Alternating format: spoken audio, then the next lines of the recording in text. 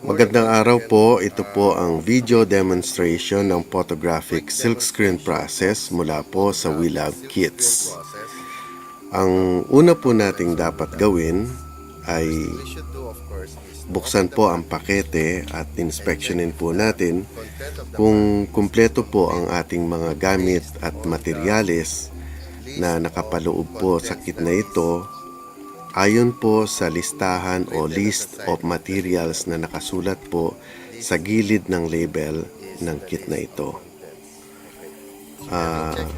Kapag nakita po natin na kumpleto na sila, itabi po natin sila para makapag-umpisa na po tayo sa ating video demonstration. Subalit, bago po yon, buksan po natin ang ating manual o procedure at basahin po natin mabuti ito at intindihin po natin mabuti para sa isang successful na gawain.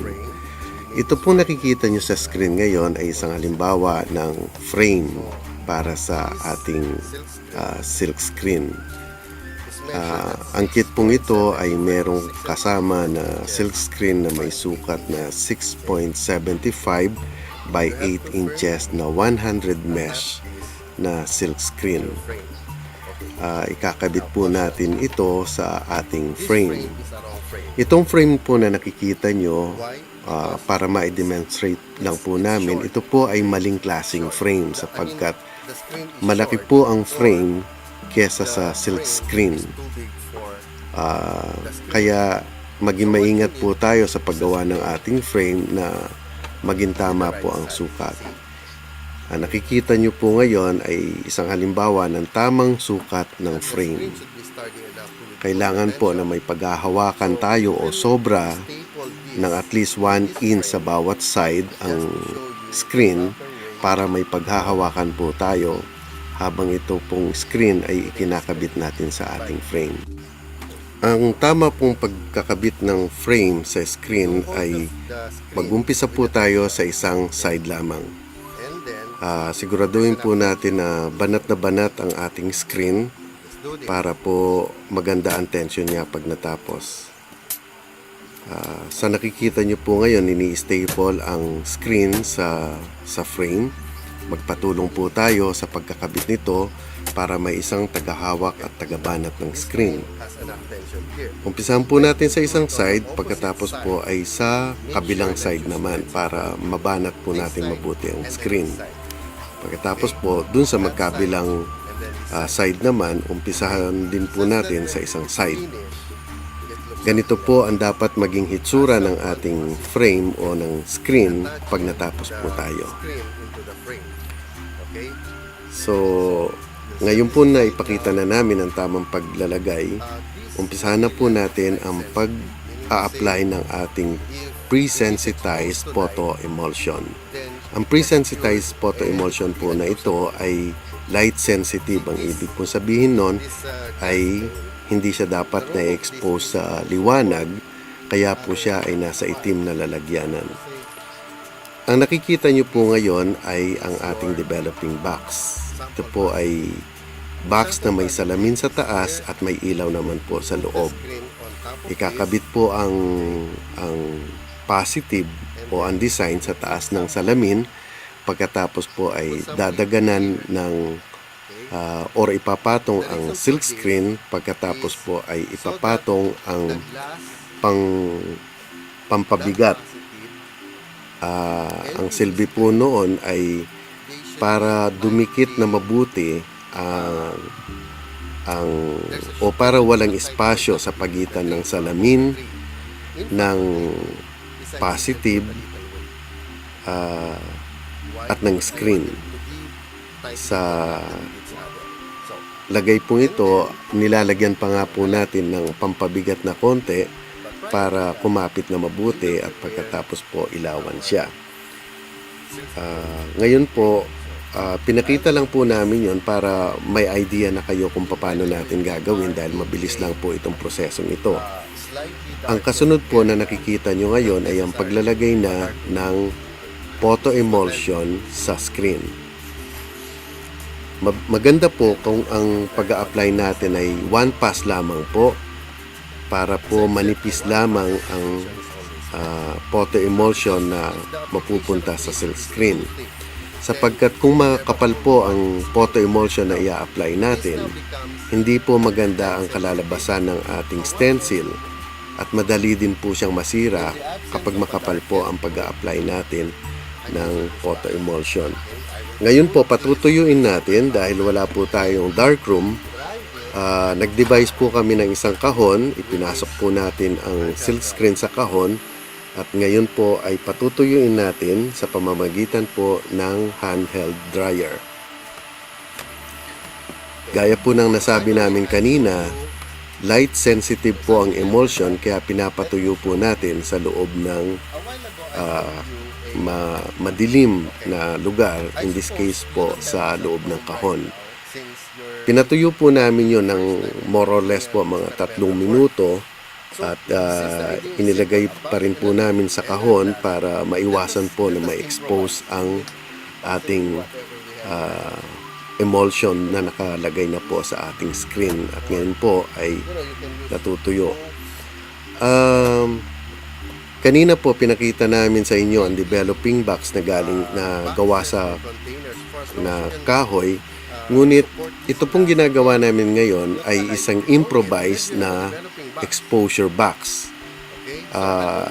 Sa nakikita nyo po ngayon, ipinatong lamang ang salamin sa 2 stack ng karton para tumaas siya at pagkatapos naman po ay nilagay natin ang ilaw sa ilalim. Ipinakita po namin sa inyo ito upang inaasahan po namin na o hindi po namin inaasahan na meron kayong developing box sa bahay o sa inyong lugar. Kaya kung wala po tayong developing box, pwede po tayong mag-improvise.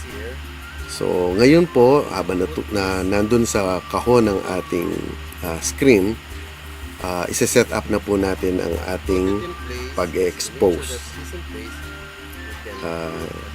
Inilagay po natin ang positive o ang disenyo na gawa sa desktop printer sa taas ng salamin. Pwede po itong i-tape para hindi siya gumalaw. Pagkatapos po ipinatong natin ang ating silk screen. Ang purpose po kaya nilalagyan po natin ng pampabigat ay para maganda po ang contact ng screen dun sa positive at sa salamin. Ngayon po ita-timer natin. Ang gamit po natin ngayon ay timer na cellphone. I-expose natin itong image na ito sa loob po ng 3 minuto at 15 segundo. Sadya po naming pinapaigsi ang mga scene na nakikita ninyo upang mapaigsi po natin ang ating demonstration. Ang kagandahan po ng photographic silk screen ay kaya po niyang kopyahin ang maliliit na detalye ng disenyo. Ngayon po, nakalipas ang 3 minuto at pagkatapos po nun, tanggalin pong agad-agad ang disenyo at ang pabigat at sprayin po natin siya ng tubig upang tumigil po ang pag-expose ng ating emulsion. Mapapansin nyo po sa handheld spray lamang ay natatanggal po ang bahagi na hindi po tinamaan ng ilaw dahil binlock po ng itim na tinta ng disenyo ang ilaw na nanggagaling sa baba. At dahil po light sensitive ang ating photo emulsion, hindi po na-cure yung portion na kung saan na-block po ng tinta ng disenyo natin ang ilaw para hindi tamaan yung portion na yon sa ating screen. Pansinin po natin na mabilis lang po siyang tanggalin kung tama po ang pag-apply natin at tama din po ang oras o tagal ng ating exposure sa ilaw. Ayan po, kung makikita ninyo, kopyang-kopya po niya kung ano man ang nakalagay po o nakadisenyo po dun sa papel na kung tawagin natin ay positive. Dapat po na itim ang tinta o black and white ang ating design sapagkat kung colored po ito, tatagos po ang ilaw at yung disenyo po natin ay hindi rin makokopya. Ngayon po, pinapatuyo po natin ulit ang ating silk screen na may disenyo na po sa pamamagitan ulit ng handheld dryer.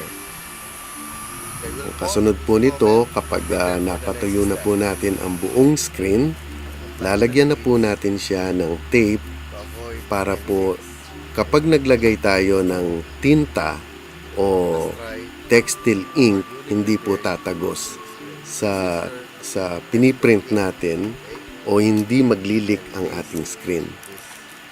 Ang nakikita nyo po ngayon ay ang botelya ang ipinakita po namin kanina ay ang botelya ng textile ink. Kasama po ng ating squeegee o rubber squeegee na kasama din po ng kit na ito. Masdan po natin, ipapahid na po natin ang ating tinta.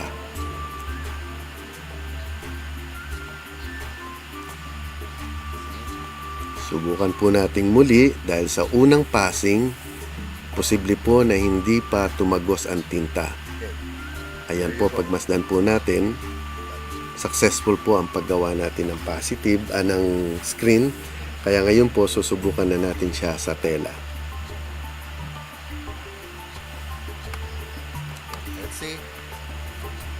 Ayan. Ang gastos po ng print na ito, sa maliit na ito, halimbawa ito ay isang logo ng isang kumpanya, ay wala pa pong ₱1. Kaya mainam na hanap buhay po kung matuto tayo ng ganito.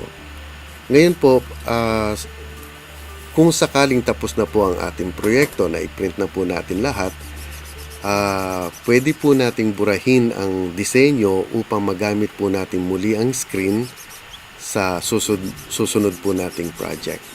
Ang una po nating gawin ay tanggalin ang sobrang tinta sa pamamagitan po ng medyo basa o slightly damp na tela o cloth o kaya naman po ay dyaryo. Ang nakikita nyo po ngayon ay ang stripper or emulsion remover. Maglagay po tayo sa bulak at ipahid po natin sa ating emulsion. Gawin po natin ito sa magkabilang side ng ating screen. Sa loob lamang po ng ilang minuto, mapapansin natin na nabubura na po ang disenyo at natatanggal na po ang emulsion.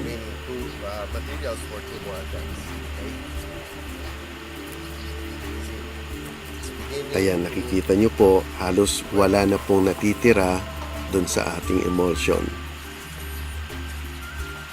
Sapagkat minsan po naman ang order sa atin ay isang beses lang, kaya ang screen po ay pwedeng gamitin ng paulit-ulit. Ingatan lamang po natin sapagkat kapag ito po ay halimbawa ay nabutas, napaso o nabutas, magiging useless na po ang screen na ito. Subalit kung normal na gamit lang po, matagal po ang buhay ng screen. Hugasan lamang po ng tubig, hugasang mabuti, siguraduhin na natanggal ang emulsion at ang emulsion remover. Pagkatapos po ay muli po nating patuyuin. Pwede pong ulit gamitan ng handheld dryer or pwede rin pong iwanan lamang ito na nakatayo para kusa siyang matuyo. Ayan po, kita nyo, ito po nakikita nyo ngayon ay mantsa na lamang, subalit ang screen po ay clear na yan. So dito na po nagtatapos ang ating maiksing demonstration. Maraming salamat po.